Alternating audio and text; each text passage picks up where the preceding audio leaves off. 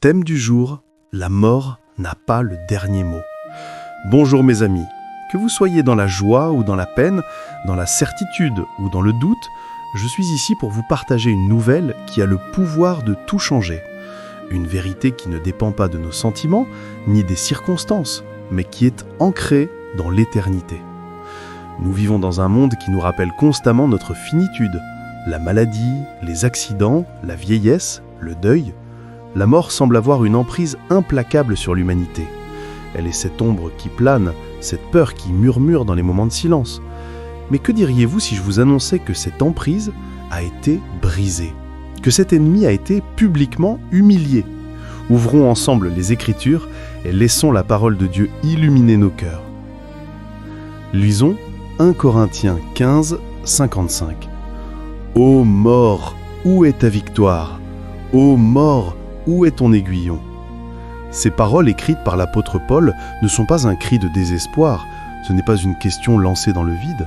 Non, c'est une proclamation, c'est un chant de triomphe, c'est une déclaration de guerre à un ennemi déjà vaincu. Pendant des millénaires, la mort a régné. Son aiguillon, c'est le péché. Comme le venin d'un scorpion, le péché a injecté la séparation d'avec Dieu dans les veines de l'humanité, conduisant inévitablement à la mort spirituelle et physique. La mort n'était pas seulement la fin de la vie, elle était le symbole de notre défaite face au péché. Mais imaginez la scène. Vendredi saint, Jésus, le Fils de Dieu, innocent et pur, pend sur une croix. Les ténèbres couvrent la terre. Pour les disciples, c'est la fin de l'espérance. Pour Satan et ses armées, c'est le triomphe apparent. La mort engloutit le prince de la vie. Elle pense avoir remporté sa plus grande victoire. Le corps de Jésus est placé dans un tombeau froid et scellé. Silence. Mais le dimanche matin, l'impensable se produit. La terre tremble, une lumière divine déchire l'obscurité. La pierre est roulée, le tombeau est vide. Jésus-Christ est ressuscité. Il n'a pas simplement réchappé à la mort, il l'a conquise de l'intérieur. Il a pris les clés de la mort et du séjour des morts. Il a transformé le plus grand symbole de défaite en monument de sa victoire éternelle. Quand Paul écrit « Ô mort, où est ton aiguillon ?» il nous dit que le venin du péché a été neutralisé par le sang pur de Jésus. Quand il crie « Ô mort, où est ta victoire ?» il déclare que la résurrection de Christ a anéanti le pouvoir de la mort sur tous ceux qui croient en lui. Peut-être que ce message te semble lointain, peut-être qu'en ce moment la mort te parle de très près. Tu as peut-être perdu un conjoint, un parent, un ami, et le chagrin est un poids immense sur ton cœur. Ou peut-être as-tu reçu un diagnostic médical qui a fait entrer la peur dans ta maison. Tu te sens seul, impuissant face à ce géant. Laisse-moi te raconter l'histoire de Marc. Marc était un homme d'affaires prospère, mais il vivait avec une peur panique de la mort. Chaque petite douleur, chaque gros titre sur une nouvelle maladie le plongeait dans l'angoisse. Cette peur l'empêchait de vivre pleinement. Un jour, son pasteur lui a partagé ce passage. Il lui a expliqué que pour le chrétien, la mort n'est pas un mur, mais une porte vers la présence de Dieu. Marc a commencé à méditer sur la résurrection, non comme un concept théologique, mais comme une réalité vivante.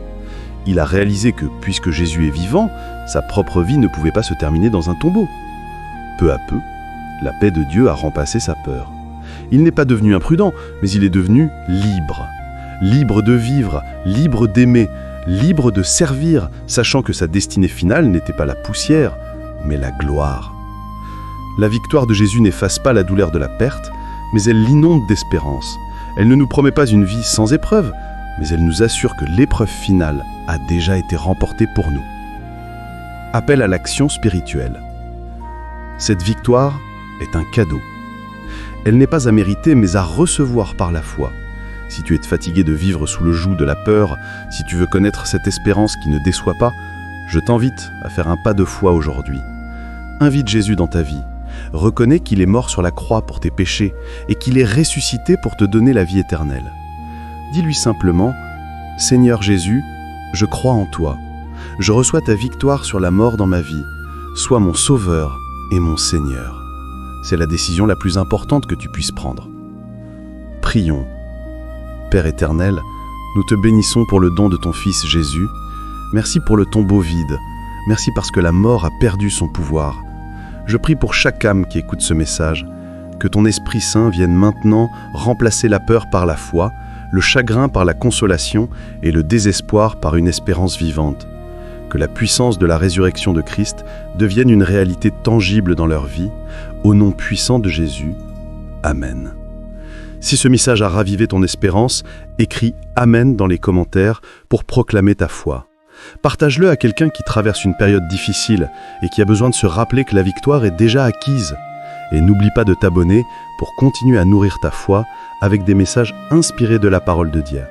Soyez fortifiés et bénis dans le nom de notre Seigneur ressuscité.